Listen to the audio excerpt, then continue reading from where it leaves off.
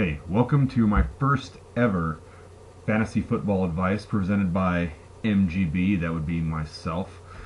So, here's what you're going to find on this. It's going to be weekly, at least weekly, because sometimes I'm going to be doing 2 or 3 depending on what's happening during the off days on the week. So here's what you're going to find. You're not going to find any like bullshit advice like, oh, hey, you should start Aaron Rodgers versus the versus the Carolina defense. Well, no shit. Of course you're going to start Aaron Rodgers. So these are some things that maybe you're hemming and hawing over. So got my little list right here. Boom. I'm going to read you some things, give you some advice, because quite honestly, I think your team needs my help. Anyway, so first, I'm going to tell you some guys you need to start this week. Week 2 of the NFL season. First of all, at wide receiver, start Mike Sims-Walker of the Rams versus the Giants. You know why? A couple of things. First of all, Danny Amendola's out. Steven Jackson is probably out. Sam Bradford will be back, and he'll be just fine. Not a whole lot of targets now left in St. Louis. Mike Sims-Walker, I think, is going to have a whole lot of targets. And it doesn't matter how many balls are overthrown, whatever. The fact is, he's going to have a lot of targets, a lot of receptions, probably a lot of yards, 1, maybe 2 touchdowns. You're probably going to get a lot of production out of Mike Sims-Walker this week because, well, I like him for the year, quite honestly, overall. But this week especially, not a whole lot of other guys to throw to, and I think Bradford's going to be throwing an awful lot. Lack of running game, lack of everything. So start yourself some Mike Sims-Walker. Plus, depleted secondary in New York, so definitely start that. Couple of running backs, depending on your league. If it's a PPR league, well, any league. Let's start with Tim Hightower. Now, this isn't revolutionary, really, except that a lot of people are still sort of up in the air about Tim Hightower. Well, I'll tell you what, I've been pretty high on Hightower for the last couple of years. I think he's an explosive player, and he's playing Arizona, whose defense might as well not even be on the field. They suck. You saw what Cam Newton did to him this last week. Hightower is going to be jacked up for the game, and he is going to just go crazy. So in standard formats or in PPR, you're starting Hightower no matter what. Now, in PPR format and in formats that give points for return yards and such, even though the Chicago defense is good, quite good, you're starting Darren Sproles, solid running back 2. And if you've got a running back 3 flex spot, like, there shouldn't be any question you're starting Darren Sproles. Darren Sproles is, I think, going to be the leading pass catcher, not in yards, but in terms of number of receptions, and maybe in yards. Hell, I don't know. With Lance Moore hurting and Marquez Colston hurting, Darren Sproles catches a shit ton of passes, and what a safety valve for Breeze. You get that guy in the open field, man, he is crazy. You guys know that. But even against a good defense, I think Darren Sproles is a solid running back 2 play this week and in most weeks. All right, quarterback position. Talked about the Rams earlier, so let's go ahead and let's start Sam Bradford, man. Yes, I know the Giants normally are pretty good defense, and I know he's missing Amendola and Steven Jackson, but I think the lack of running game is going to make Bradford throw a ton of passes, and so he's going to have a ton of yards, maybe up to 3 touchdown passes. I'm thinking, he's got a great young tight end now.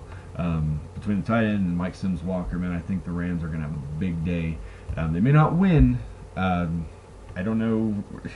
We'll see about that. But I think Bradford and Sims-Walker are going to have a big day, and I think they're going to hook up a couple of times. Now for a defense. This is going to shock you, I think.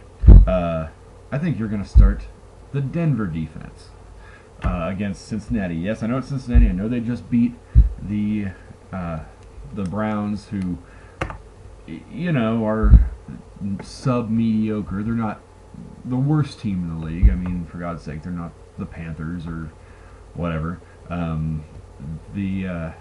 Let's start the Denver D. Don't be afraid to start him just because Darren McFadden just ran for 150 yards on him.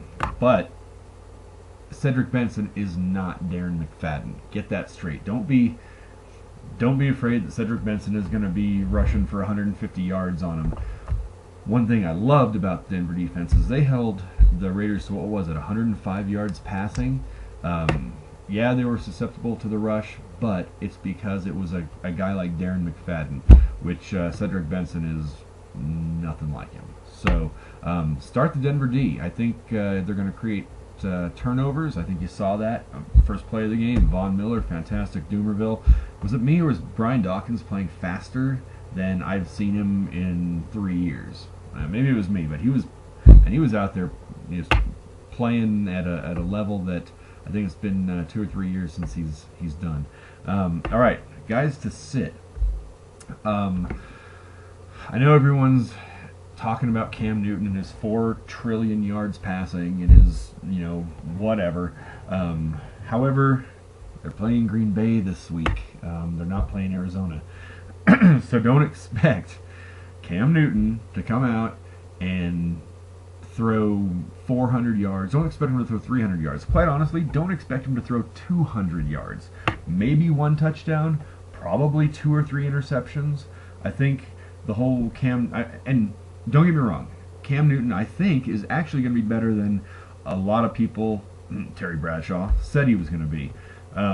He's going to be okay. Not this week. Don't start the guy. He's going to have a terrible week. He'll probably run for some yards, but all that running, he might cough up the ball once or twice. In addition to picks, man, I just think Cam Newton is a terrible play this week. Also, no-show Moreno at running back versus Cincinnati. Now I know Cincinnati's defense, it hasn't been, you know, heralded as good by anybody. They did just hold Peyton Hillis to like 57 yards or something, and Peyton Hillis is a pretty good runner, especially early in the season.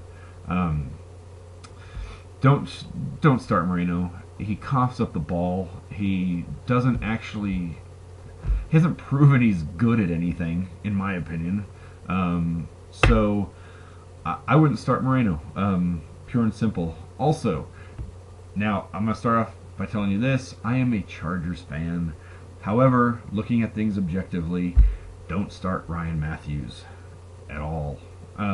I think Mike Tolbert has really solidified himself as the best running back in San Diego at everything. I mean, they thought he was just a short little, you know, bowling ball that could just punch it in from a yard or 2 out. But you know what?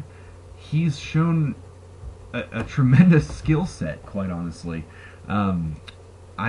Pass catching, you know, open field running. There's nothing Mike Tolbert hasn't shown he can't do. So I think if you're gonna start a running back in San Diego, easily Tolbert. Ryan Matthews, I mean, you might get 50 yards out of him in a couple of passes, but they trust Tolbert a lot more, and rightly so. Maybe Matthews just needs this year to I don't know, keep working on his game or whatever. But he kind of like No-Shawn Moreno, although I don't think he's as bad as No-Shawn Moreno. I don't trust that kid at all. I don't think Ryan Matthews has very many good games this year in him, only because of Tolbert. Tolbert's fantastic.